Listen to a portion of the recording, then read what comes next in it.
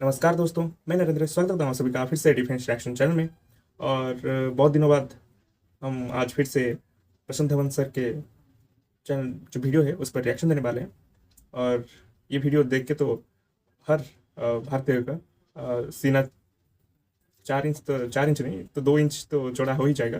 क्योंकि जो काम और किसी देश के प्राइम मिनिस्टर प्रेसिडेंट नहीं कर पाए वो मोदी जी ने करके दिखाया है एक साथ। लास्ट में मतलब कुछ महीने के अंतराल में याद ही होगा आप सबको कि मोदी जी रशिया गए थे और काफ़ी सारे यूरोपियन कंट्रीज ने उन्हें क्रिटिसाइज भी किया था। और अभी वो यूक्रेन में है जेलेंस्की के साथ। इसी पर रशिया ने आज का जो एक दिन पूरा है यूक्रेन में बॉम्बिंग नहीं करने वाला, ऐसा उन्होंने कहा क्योंकि मोदी जी वहाँ पर है। तो पहले पूरी जो वीडियो है वो देख लेते हैं, उसके बाद जो है मैं अपना ओपिनियन दूंगा।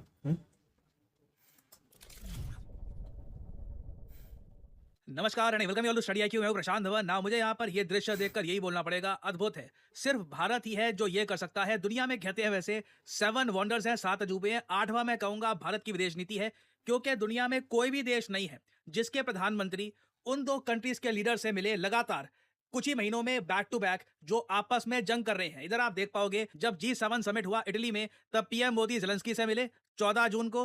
फिर पुतिन से मिले रशिया में, एक बहुत ही इंपॉर्टेंट इंडिया रशिया समिट हुआ। इस समिट के बाद काफी आलोचना भी हुई कि पीएम मोदी पुतिन से क्यों गले मिले हैं, ये गलत है वगैरह।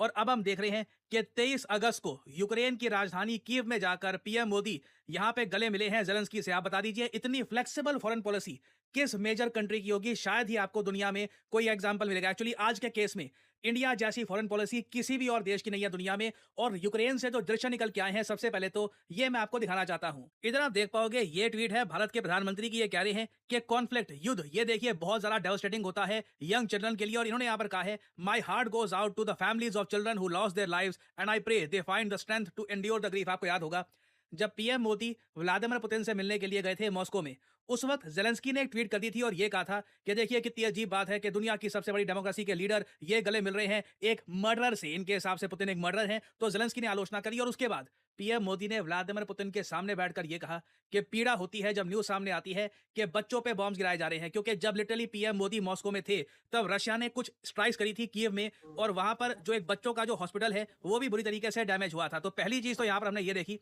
कि पीएम मोदी गले मिले जेलेंस्की से। बाय द वे मैं ये भी ऐड कर दूं, आपने ये भी सोचा होगा मोदी जी सीधा यूक्रेन में गए कैसे, क्योंकि यूक्रेन में तो जो एयर स्पेस है काफी डेंजरस है। देखिए मोदी जी पहले गए हैं पोलैंड में। पोलैंड में भी इनकी विजिट बहुत ही ज्यादा इंपॉर्टेंट थी। इंडिया पोलैंड के रिलेशंस काफी हद तक आप कह सकते हैं ठंडे पड़े थे।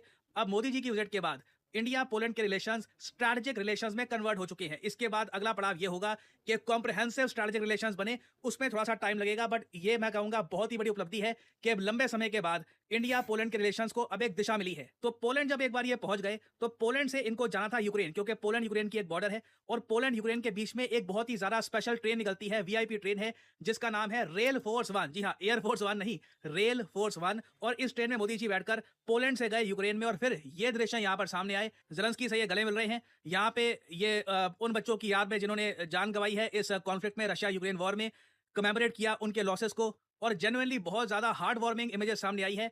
इंडिया ने यहाँ पर दिखाया है कि देखो हम लोग ऐसा नहीं है कि बहुत ज्यादा कोई कोल्ड हार्टेड कंट्री है, हमें कोई पड़ी नहीं है कि सिविलियंस की कोई डेथ हुई या नहीं हुई, हम तो न्यूट्रल रहेंगे। इंडिया ने पूरी दुनिया को यहाँ पर यह बताया है कि वी डू केयर। जो सिविलियंस की डेथ हुई है पर्टिकुलरली यूक्रेन में, ये बहुत ज्यादा खराब है। और अभी तो देखिए पीएम मोदी का एक बहुत ही हिस्टोरिक स्पीच आपको सुनने को मिलेगा यूक्रेन के पार्लियामेंट में।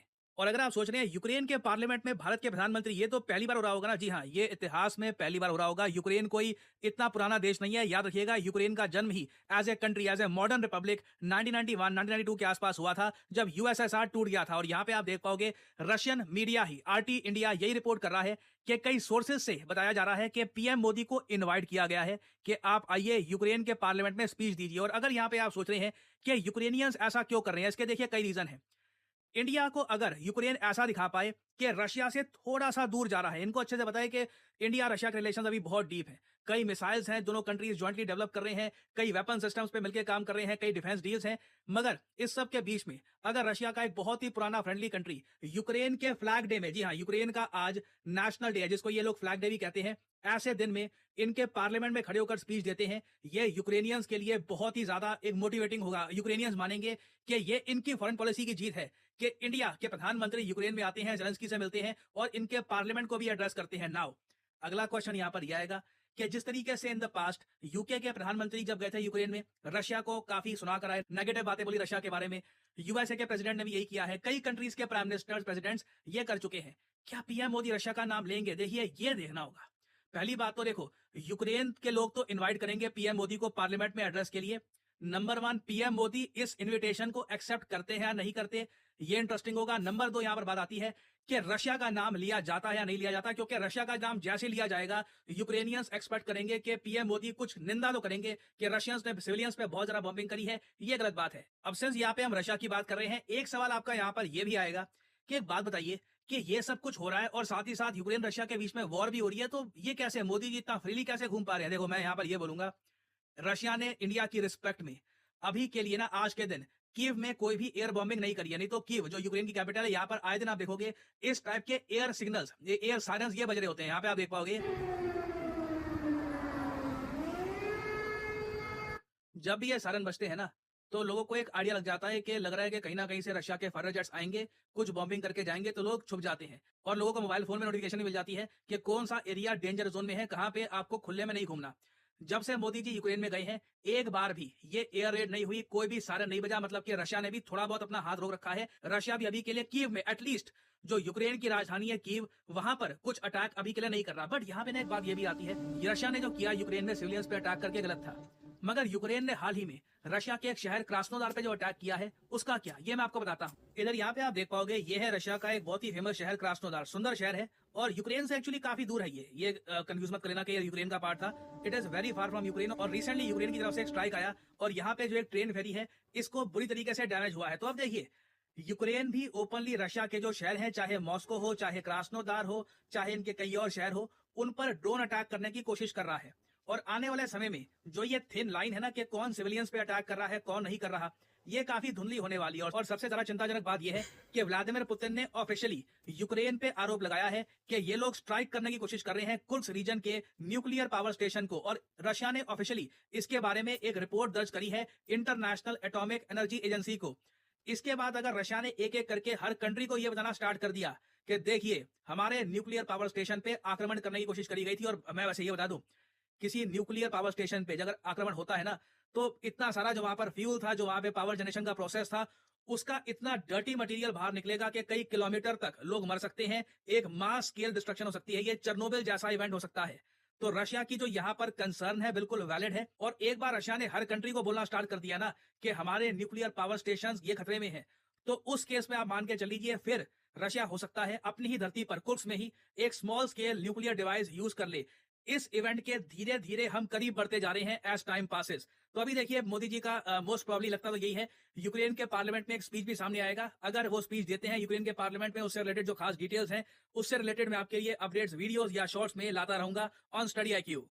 तो दोस्तों, जो वीडियो जो खत्म, और किस तरह से हमारे जो प्रधानमंत्री गए हैं यूके, आपने जाना, और जहाँ पर अब कोई मतलब बाहर के देश के जो लोग हैं वो वहाँ घूमने के लिए जाना चाहते हैं भी है तो जा नहीं पा रहे हैं। और मेनली अभी तो बंद ही क्या होगा कि वहाँ पर कोई भी बाहर से जो लोग हैं वो ना जाए, और जो लोग जाने वाले हैं उन लोगों ने भी अवॉइड कर रखा होगा। ठीक है, उस पर भी हमारे मोदी जी गए यूक्रेन में, और जो मौत हुई है वहाँ पर लोगों की, उनकी आर्मी की, जो भी है, बच्चों की, उनको श्रद्धांजलि दी। एक दिन मतलब पूरे 24 घंटे के लिए जो रसिया का मतलब पूरे 24 घंटे के लिए जो रसिया की जो बमबारी है उसे बंद करवा दिया। बंद करवा दिया नहीं, मतलब रसिया रिस्पेक्ट करता है इतनी भारत की, तो उसने बंद कर रखा है। मतलब ये होती है रिस्पेक्ट एक देश को जो कर रहा है रसिया। उसके बाद भी हम उसका पूरा साथ नहीं दे रहे, जबकि एक तरफ देखा जाए यूक्रेन, जिसके पीछे 15 से 20 कंट्री से उसको एमुनेशन दे रही हैं, अब तो रसिया के अंदर घुस के मार रही है यूक्रेन की सही से। उसके बावजूद पूरे 24 घंटे के लिए उन्हें एक जिससे डिफेंस मतलब एक प्रोटेक्ट लेयर मिल चुका है कि रशिया आक्रमण नहीं कर रहा पूरे 24 घंटे। ये कमाल होती है एक देश की फॉरेन पॉलिसी की, रिलेशंस की, और जो रशिया के साथ हमारे टाइज है 1971 वर्ष से लेकर अभी तक, और जो हम निभाते हैं दोस्त, ये कमाल है। और सबसे बड़ी बात है रशिया की रेस्पेक्ट। मतलब यहाँ पर यूक्रेन के जो लोग हैं, अभी शायद प्रधानमंत्री गए होंगे स्पीच देने के लिए, या फिर नहीं पता नहीं सकता मैं, लेकिन पॉसिबिलिटी ज़्यादा है कि वो जाए, लेकिन निंदा ना करें वैसे, ठीक है। तो जिस तरह से एक तरफ जो यूक्रेन है उसके पीछे 15 से 20 कंट्री से उसका अम्यूनेशन प्रोवाइड कर रही है, उसके बाद भी वो चाहती है कि इंडिया अपने रिलेशन को एक साइड रखकर रशिया को ब्लेम करे और उसकी मतलब उसको थोड़ा डिसरेस्पेक्ट दिखाए, ये तुमने गलत कर दिया, ऐसा किया वैसा किया।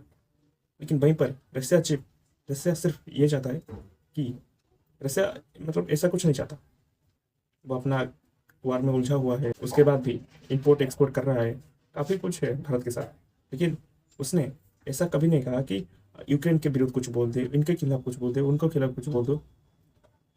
तो ये मेंटेलिटी होती है यूरोपियन कंट्रीज की और रशिया की, मतलब कितनी अलग मेंटेलिटी है ना।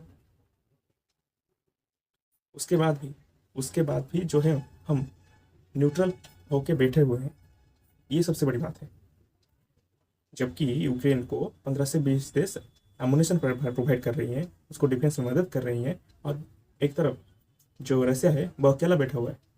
हाँ, चाइना भी थोड़ी बहुत मदद कर रहा है, लेकिन फिर भी अकेला बैठा हुआ है पूरी तरह से। ये तो हमारी फॉरेन पॉलिसी की ताकत ही है, रशिया और यूक्रेन को विजिट कर पाए हैं महीनों के अंतराल में।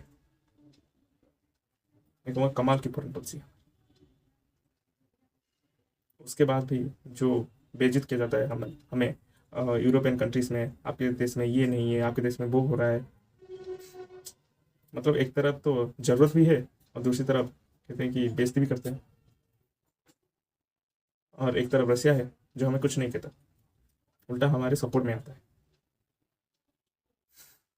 ठीक है, देखते हैं अगर प्रशांत धवन सर ने वीडियो प्रोवाइड की कि क्या क्या डिस्कशंस हुए हैं उनके जो पार्लियामेंट में, ठीक है, क्या क्या कहेंगे मोदी जी। देखते हैं, अगर न्यूज़ आती है तो उस पर भी रिएक्शन दूंगा। लेकिन तब तक के लिए नमस्कार, जय हिंद, जय भारत।